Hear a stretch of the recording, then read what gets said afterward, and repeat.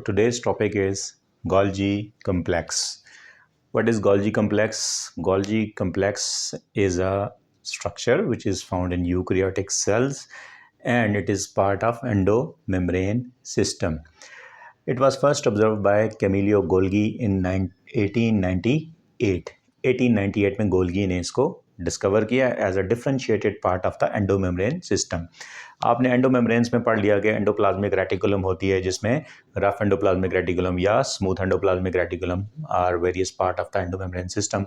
इसके अलावा कुछ मेम्ब्रेन्स जो होती हैं सिस्टर्नल सैक्स या सिस्टर्नल मेम्ब्रेन्स जो होती हैं the cisternae are arrange in a stack manner, यानी आप देखते हैं कि ये ते दरते जिस तरह कोई चीज़ रखी होती है इस तरीके से ये स्टेप बाय स्टेप ये रखी जाती हैं, ऑब्जर्व होती हैं सेल के अंदर. So the stack membrane and along with these vesicles, जो इसके साथ एसोसिएटेड वेजिकल्स हैं, इन वेजिकल्स को कलेक्टिवली आप क्या कहते हैं? गोल्जी अपरेटस और गोल्गी कम्प्लेक्स.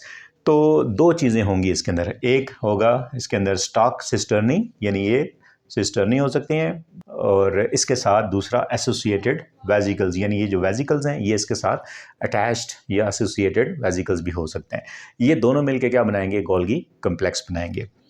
अब गोल्गी कम्प्लेक्स को जब आप मार्फोलॉजिकली देखते हैं तो इसकी एक साइड जो होती है वो कन्वेक्स होती है और दूसरी साइड इसकी कनकेव होती है. The side which receives vesicles from endoplasmic reticulum, yani keep on receiving these vesicles from the endoplasmic reticulum. It looks like the vesicles are flowing from endoplasmic reticulum to forming phase of this Golgi apparatus. So this side is called as forming phase or cis Golgi, या जो convex जो इसकी side होगी that is called as forming phase या cis Golgi. और जो इसकी दूसरी अपोजिट साइड है it is called as maturing phase. It is concave and maturing phase and is also called as trans Golgi. So there are two phases, forming phase and maturing phase. और plants के अंदर ये small size के होते हैं, इनको आप कहते हैं डेक्टियोसोम्स, लेकिन एनिमल्स के अंदर they have large Golgi apparatus which is observed in microscope. इसके फंक्शंस की तरफ अगर आप आएँ तो as far as their function is concern, functions के लिहाज से ये यूकैरियोटिक सेल्स के अंदर ये वेल डेवलप्ड हैं, और ख़ास तौर पे उन सेल्स के अंदर दो सेल्स विच आर सिक्रीटरी, जिन सेल्स का काम सिक्रीशन है. मसलन ग्लैंड्स जितने भी होंगे, एंडोक्राइन या exocrine glands, they are involve in secretion, यानी हार्मोन्स बनाते हैं या एंजाइम्स बनाते हैं. मसलन पेंक्रियाज है जिसके पेंक्रियाटिक जूस पेंक्रियाटिक डक्ट के ज़रिए से जाएगा, तो पेंक्रियाज के सेल्स के अंदर ये वेल डेवलप्ड होंगी एसिनार सेल्स के अंदर. इसी तरह जो उसके एंडोक्राइन सेल्स हैं, alpha beta cells, they are also involve in synthesis.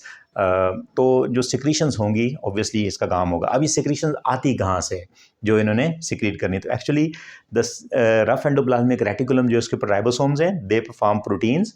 Protein यहाँ से रफ एंडोप्लाज्मिक रेटिकुलम से ल्यूमन के ज़रिए से पहुँचेगी स्मूथ एंडोप्लाज्मिक रेटिकुलम तक, और स्मूथ एंडोप्लाज्मिक रेटिकुलम में लिपिड्स भी हो सकते हैं, स्टीराइड्स वगैरह, फास्फोलिपिड्स वगैरह, कोलेस्ट्रॉल वगैरह.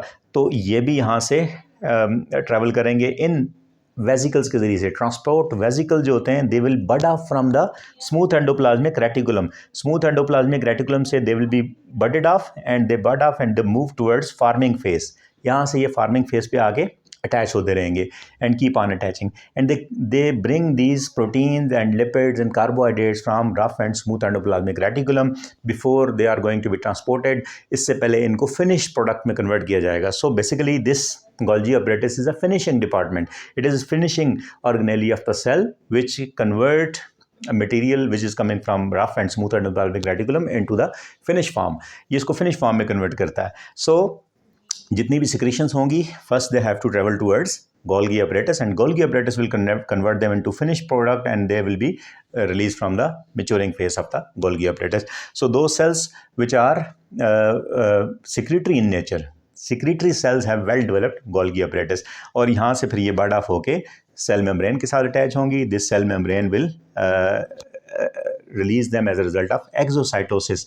ये से रिलीज होके फिर इंट्रासेलुलर स्पेसिस से वहाँ से ब्लड में या डक्ट के ज़रिए से टारगेट सेल तक जाएंगे. अगर ये हार्मोन और एंजाइम से, हार्मोन डक्टलेस होते हैं, ब्लड के ज़रिए ट्रैवल करते हैं, और एंजाइम जो होते हैं वो डक्ट के ज़रिए से ट्रैवल करते हैं. इसके अलावा जो दूसरा इसका फंक्शन है गोल्गी अपरेटस का, अपार्ट फ्रॉम सेल सिक्रीशन, इसमें से कुछ जो वेसिकल बड ऑफ होते हैं they are involve in formation of lysosomes. तो lysosome, peroxisome and glyoxysomes are bags of enzymes. ये एंजाइम जो होते हैं इनके अंदर ऑब्वियसली प्रोटीन इन नेचर हैं। तो रफ एंडोप्लाज्मिक रेटिकुलम पे ये बनते हैं, बनने के बाद they travel to smooth endoplasmic reticulum, smooth endoplasmic reticulum से ये forming face of the Golgi apparatus, वहाँ से ये फिनिश प्रोडक्ट में कन्वर्ट होके यहाँ से बड ऑफ होंगे and remain inside the cell in the form of lysosomes, glycosomes and peroxisomes where they will perform their job as a single membrane bonded organelle। तो दूसरा काम इसका जो होता है वो लाइसोसोम, पेरोक्सिसोम एंड ग्लाइकोसोम्स की सिंथेसिस भी है। थर्ड इनकी जो जॉब होती है वो कहते हैं synthesis of glycoprotein and glycolipids. There third job is formation of glycolipids and glycoproteins. अब देखें प्रोटीन्स आ रही है रफ एंडोप्लाज्मिक रेटिकुलम से और लिपिड्स और कार्बोहाइड्रेट स्मूथ एंडोप्लाज्मिक रेटिकुलम से। If they are going to be combined in the form of conjugated molecules, तो conjugated molecules कहाँ पे बनेंगे? इन गोल्गी अपरेटस की जो सिस्टर्नी है, यहाँ पर एंजाइम जो होंगे ये ग्लाइकोएसाइलेशन वगैरह के ज़रिए से इनको आपस में अटैच कराएंगे और इनसे कंजुगेटेड मॉलिक्यूल बनेंगे।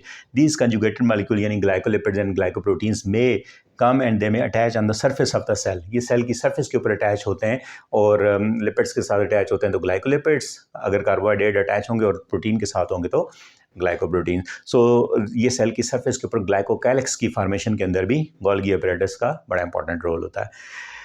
फोर्थ इसकी जॉब जो होती है सेल वॉल कंपोनेंट्स, यानी सेल के अंदर जो प्लांट सेल्स के अंदर जो सेल वॉल बनती है उस सेल वॉल के अंदर भी सेलुलोज, हेमीसेलुलोज वगैरह, पैक्टिन, ये सारे कंपोनेंट्स जो होते हैं actually they are travelling from rough and smooth endoplasmic reticulum towards the forming face in the form of transport vesicle and then they will be release from the maturing face. और ख़ास तौर पे during cell division आप देखते हैं कि जो फ्रैग्मोप्लास्ट का एक स्ट्रक्चर बनता है जो आप देख रहे हैं, इस फ्रैग्मोप्लास्ट के स्ट्रक्चर के अंदर जब प्लांट सेल डिवाइड होता है तो उसके डिवाइड होने से पहले गोल्गी अपरेटस जो होते हैं they keep on producing these vesicles and at the time of cell division they will align in the middle region of the dividing cell and they will fuse and they will form future cell membrane, future cell wall between two dividing cells. This phenomenon is called as fragmoplast। तो फ्रैग्मोप्लास्ट के ज़रिए से cell division के अंदर भी plants के अंदर डिक्यूसोम का या गोल्गी अपरेटस का बड़ा इंपॉर्टेंट रोल होता है। तो these are the major functions of the Golgi apparatus. Golgi apparatus are actually differentiated part of the endomembrane system which are arranged in a stalk manner. They are also having associated vesicles. Vesicles are keep coming from the endoplasmic reticulum at forming phase and they release from the maturing phase। तो जो membranes जो होती हैं इनकी वो आगे cell membrane के साथ भी अटैच होती हैं और वेसिकल्स भी बनाते हैं ये। और इसके अलावा इनकी मेजर जॉब जो होती है वो सेल सिक्रीशन है ग्लैंडुलर सेल्स के अंदर, लाइसोसोम, पैरोक्सिसोम एंड ग्लाइकोसोम की फॉर्मेशन है, ग्लाइको प्रोटीन ग्लाइकोलिपिड यानी जो कंजुगेटेड मॉलिक्यूल्स की फॉर्मेशन है। इसके अलावा सेल वॉल उसके कंपोनेंट्स की फॉर्मेशन में ये इन्वॉल्व हैं और इसके अलावा फ्रैग्मोप्लास्ट की फॉर्मेशन में इन्वॉल्व हैं। फ्रैग्मोप्लास्ट जो होते हैं they are involve in cell division as far as plant cell is concern. Thank you so much, have a nice day.